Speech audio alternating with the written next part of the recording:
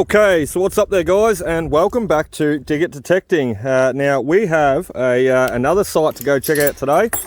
This site, I was just looking down there, there's bottles, but this site is basically linked and attached to the previous site that we're on, the beautiful old homestead sitting up on top of the hill there. And basically, look, this site, we'll say there was a school in the area. And basically, this is where the school teacher, schoolmaster's residence house was. So very, very interesting. I drove past here the other day on approach to the landowner's property, to the other property, the old homestead, and I spotted this guy out in the paddock. And the first thing I said to the landowner when I got there, I said, mate, you don't know who owns the property with the bluestone chimney up the road there, do you? And he said, yeah, that's on my property too. You can get to that one when you like also. So here we are, and look at that, there's the chimney. So it tells me the house was right here. It doesn't look like it was a very big house by any stretch of the imagination, however, and look, if it was just a teacher's master's residence house, a lot of the time they were government funded. Not always. Sometimes the local community would chip in, raise the money, donate the land, what have you, and therefore create a school or a schoolmaster's residence. You got to remember, no cars back then.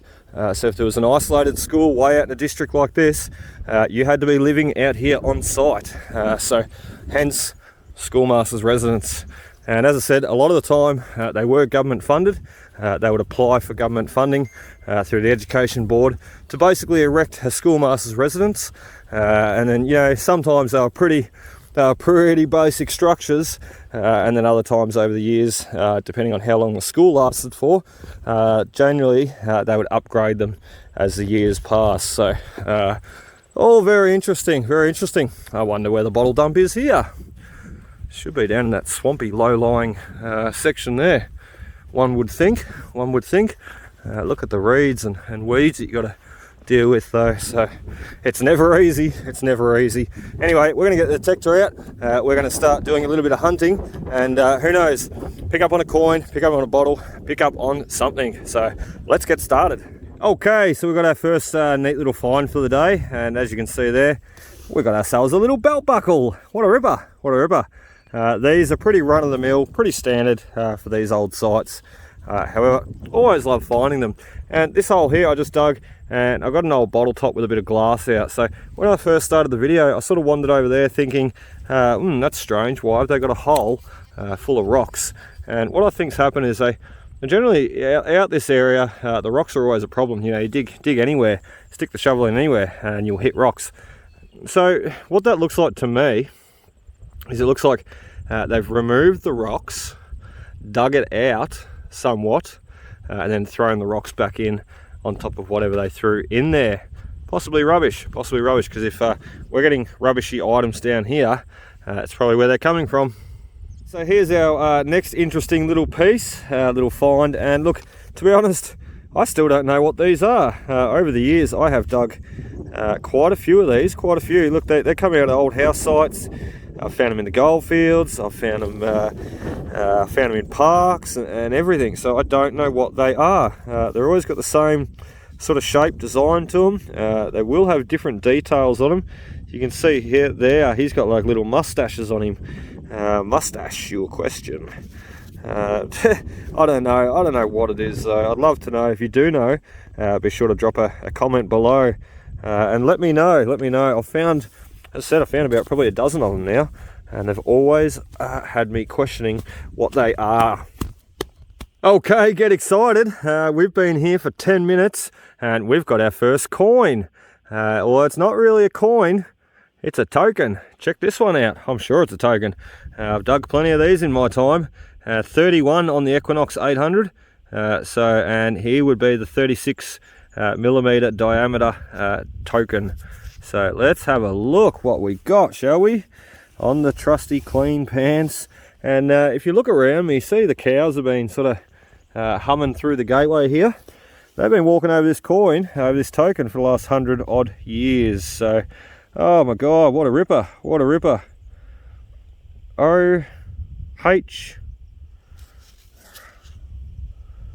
Heiberg, Argyle Street, Hobart Town.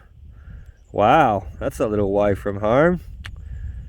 Colour stores, something colour stores.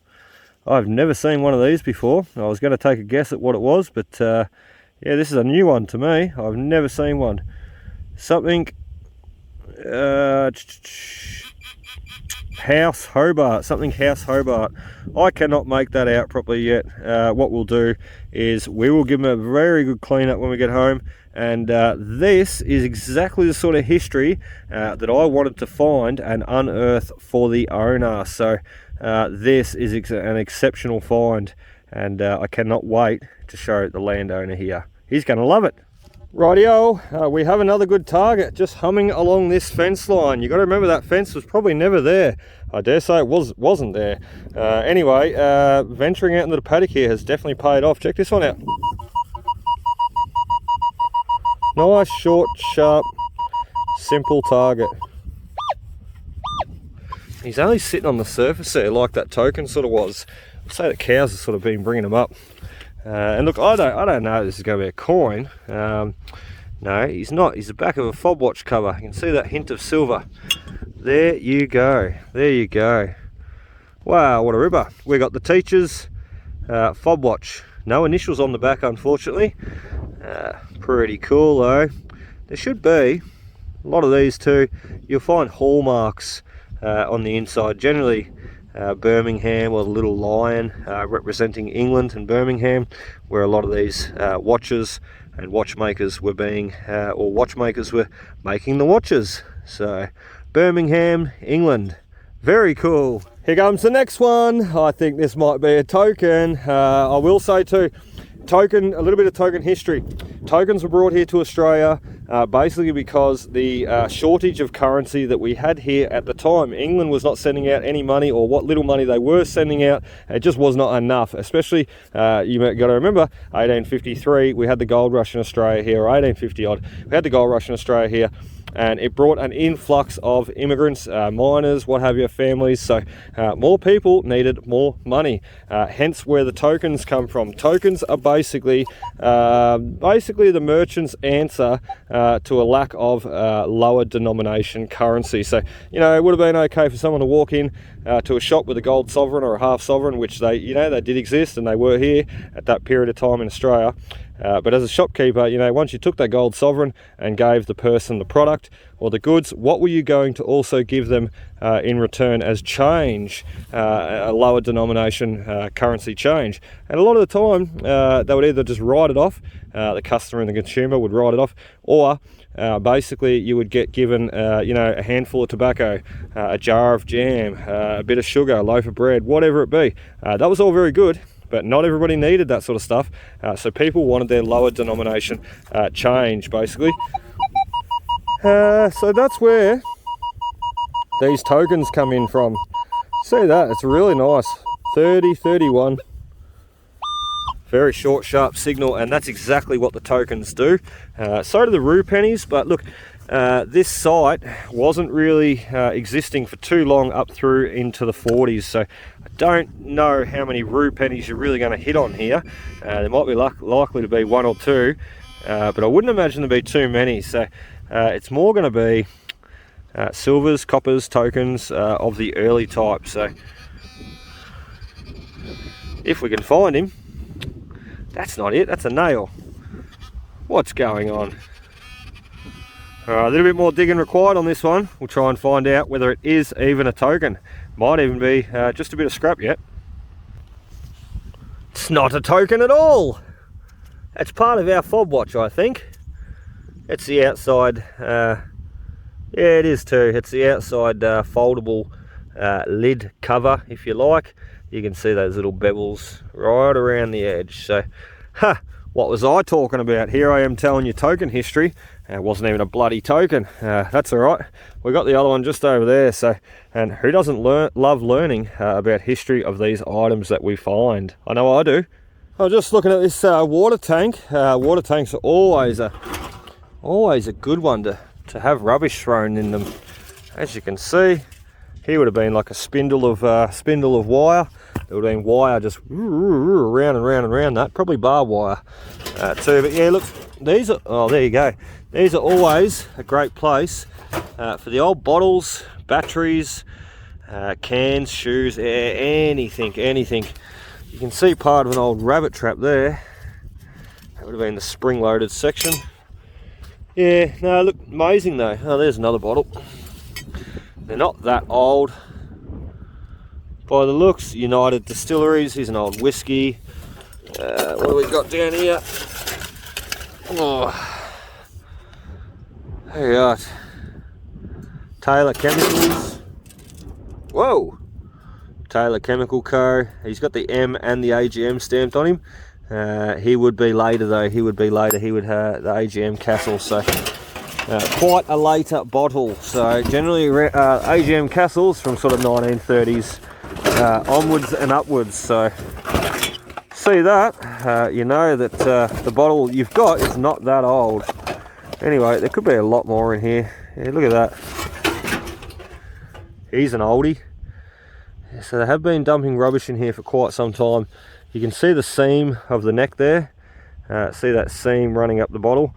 Basically the seam, if it stops at the lip, you know the lip was put on later and the lip was applied later.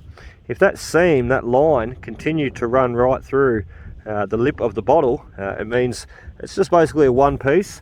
And the bottle has been made like that. So that was a pretty bottle, wasn't it? Anyway, I wonder what else is in here. It's a bit hard with the bush and the tree sort of ripping into your face as you get in here. But anyway, we might just sort of see what else we can have a squiz at in here quickly. Alright, we've had a bit of a look in here. There's really nothing to be writing home about in here. I do think I can see a button there though. Hey, look at that, there is too. You see him hiding there? I'll zoom in closer. There he is! Old eagle-eye Jack. So yeah, button being thrown out there. It's just a wooden one. Nothing too special. You wouldn't have found him with the metal detector. So there you go. A pretty cool one though. You can come home and be put in the pocket. Basically though, a lot of these bottles, they're not that old. And what I like to do is I love to take bottles home. However, why take bottles home that don't interest me that much, you know? And what I often think is these bottles will one day be found by someone else, and one day, you know, they will be considered old and very collectible. So why not let them enjoy finding them one day, you know? You just go taking everything, pillaging everything, or breaking what, you know. I've seen some people break these if they, you know, throw them away and break them. I try and be careful with them and just put them back the way I found them, because there'll be someone like my two sons in future looking to get onto these sort of old sites as well, and looking for these old pieces, relics of history. So it may not be very old right now, however in future that will probably be a nice old collectible bottle, and who knows, maybe my sons will pick it up in future. You never know.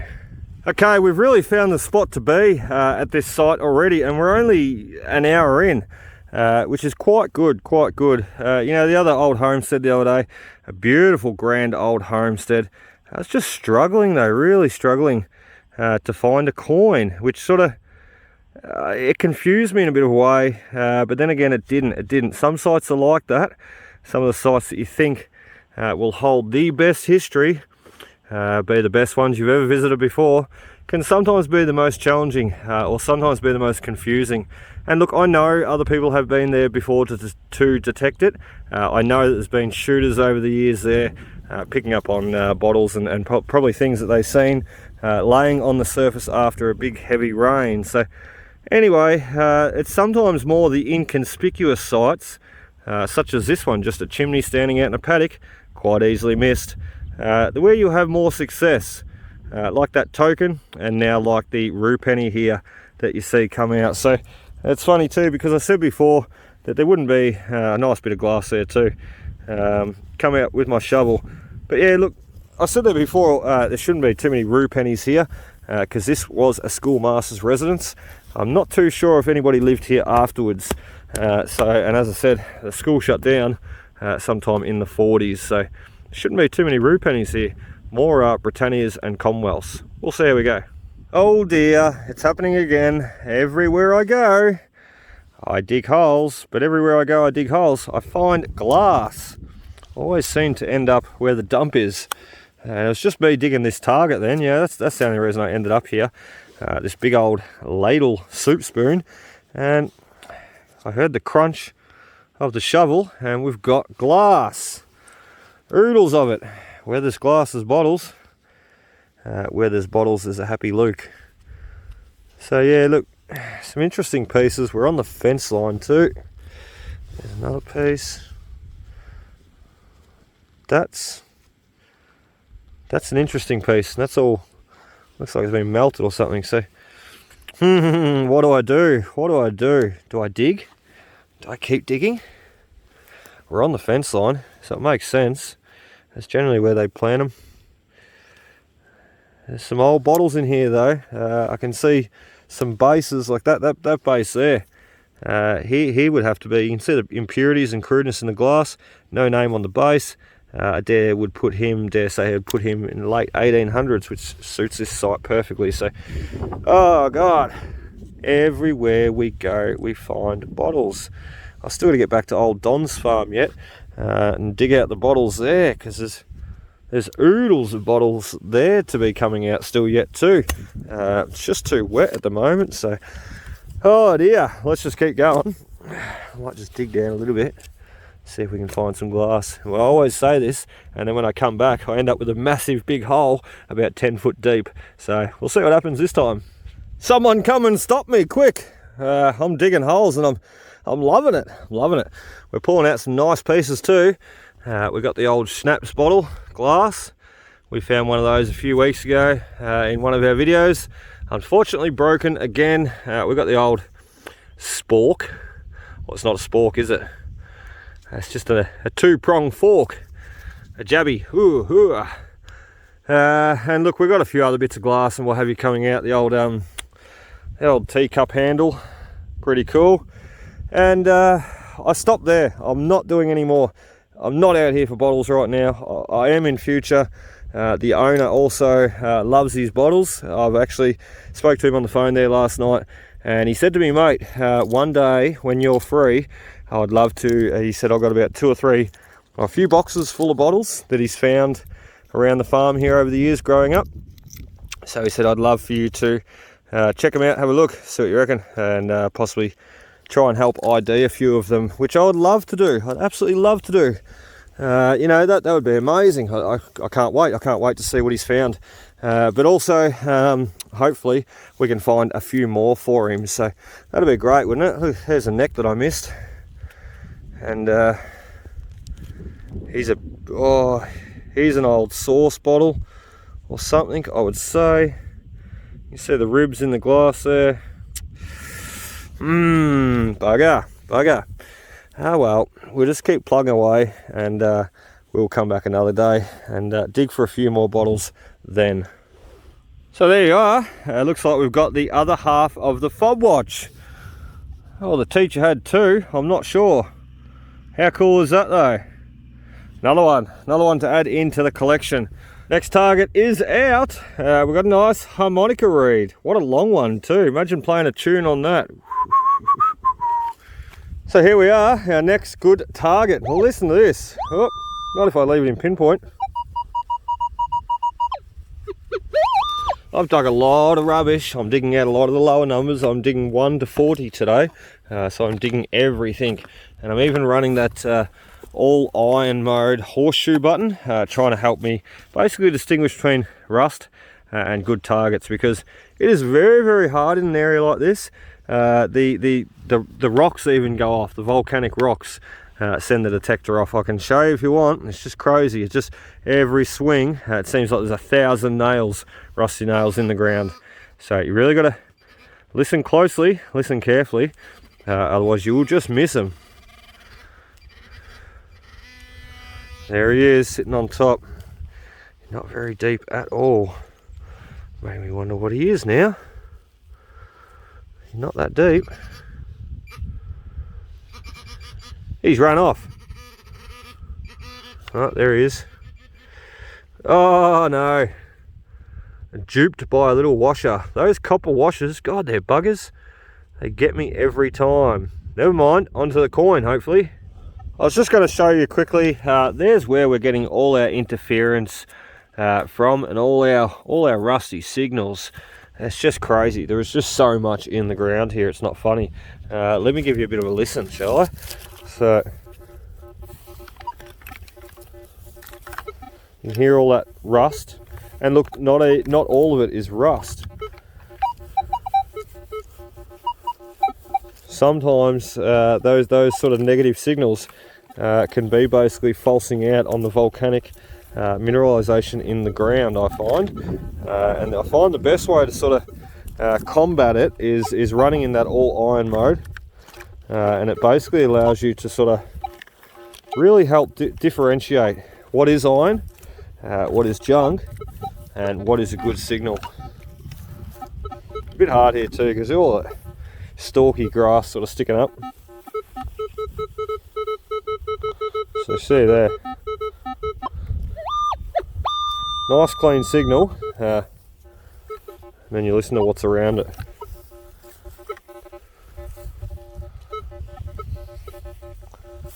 There's stuff everywhere. I think that's going to be a bullet shell. We will dig him though. Oh dear, it's only going to be surface target. That bloke who stopped there before too, I'm not quite sure who it was, sort of pulled up, gave me a look, and headed off again.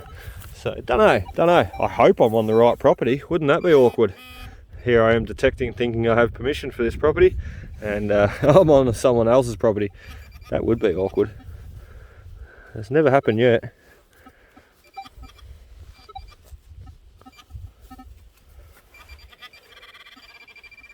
Bit deeper. We'll go deeper then. Righto, so it wasn't deeper. We were just off target. Digging crazy. Don't know where we were going. I don't know what we've got here. Thought it might have been like a little copper band of some sort. Which is sort of what it looks like, but yeah, look, I don't know what its purpose or use was.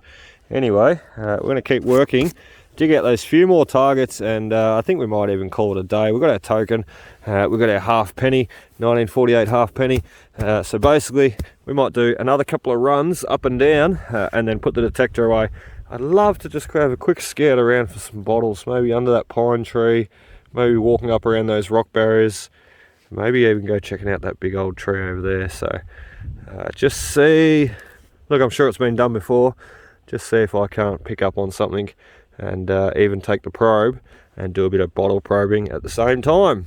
Okay, check this out. Look what I've just found. Just keeping my eyes open, like always. We've got a little inkwell bottle here, I'm certain of it. I found a few of these in the past. Oh, he's going to be intact. Oh, he is too. What a bloody ripper. Isn't he beautiful? Absolutely love the little inkwell bottles. I've got a few of them at home, not too many. I've had to actually, look, I will say, if I see something cheap enough at a shop or a market, it's not something that I've found too many of over the years, I generally will buy them. And some of these I have actually bought in the past. You know, you see them for $4 and $8 and $11. You know, I probably wouldn't pay too much for them, but just amazing little inkwell bottles. So the high school, the school teacher up the road, the school teacher probably used this, writing out the children's reports, telling the parents how bad they'd been. Okay, so this is going to be our last target for the day. I sort of have to head off and do a job now, so we're going to leave it at that today. We've got a lot more time to be coming out here in future and doing some more. So there he is. That's the piece that we were digging for, and I'm just trying to sit there working out what it says around the outer ring there. Now you can see Clark and Co written there, number 22 on that side. Up the top there, I don't know what it says. It's like B, a B there, and then CHAGE or ACE, Chage, I don't know. CH and GE, I don't know. Definitely needs a better cleanup. So yeah, interesting piece. Bondo number 22. Don't know. We are going to research him when we get home. He's got a thread there on the inside, so he's screwed onto something, and he's got a glass lid. You can see the fragments of glass still left in the outer wall there. So very interesting piece, and I'm sure if we punch that in on Google, Clark & Co. number 22, we will get a result and work out what it is. So you're going to laugh at me here, but you know what I'm like. I can't bloody just turn the detector off and walk back to the car. So I decided to sort of walk back to the car, detecting. We've got another coin. Check it out. It's a rue penny. I can tell it's a rue penny straight away by looking at it on that side there. Here we go, ready? Boom, 1958. Oh, that's a little bit later for this site then, isn't it? There must have been someone living here for a later period of time.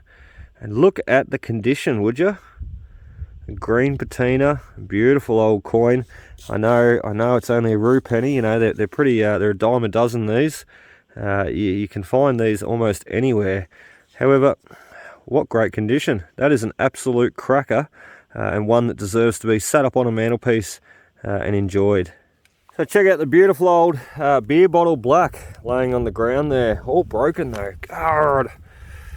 Oh no. Get a little kick up in the base. Yeah, very nice. It would have been a great old bottle to save, like that one that we got there the other week with that real crude base in the other week's video. So what we're going to do, you know me, we're going to do 5 minutes just in here, and then we're going to get out of here. I promise. Okay, that is it. We are done. As I said, we weren't going to go forever today. It was only a quick short hunt, checking out a new site, the school teachers residence. So anyway, we'll give you a bit of a look at what we've got here, and then we're going to pack up and get out of here for the afternoon and do something else. So look, we've got a bit of the old glass up the back there. Pretty nice to see coming out, especially the old schnapps bottle there. We will be back to find a complete one of them in the future, I'm sure. Hopefully, fingers crossed, I should say. Anyway, a few of the other common culprits, as you can see, the lead, the tin, little bits of copper and brass, a few miscellaneous items, all to be expected. And the more we pull out of here, the more we will unearth the coins and the treasures and the good stuff. So anyway, we got the little old something. I don't know what this is. I'd love for you to know. As I mentioned when I dug it up, I've dug many in the past, but I still yet to ID what they are. So if you know, be sure to throw a comment in the section below. We also had the old Schrader made in England tyre valve. You can see 9253 there. That would just be a part number for this particular tyre valve. So the old spoon, nothing too special. It is stainless, which is cool. The old harmonica reef, and these are really cool too. You know, I always love finding them because it always makes me wonder who played it, who held it, who kept it in their pocket every day, and you know, what sort of tunes they used to play with it. In actual fact, I've nearly, you know, I've went into these old antique stores. I've nearly went and bought a mouthpiece harmonica to try and learn on myself. So the old fob watch backing covers piece, nice little buckle here. He will go through the tumbler and clean up very, very nice. Little button that we spotted in the dump there, little wooden button, quite a nice piece.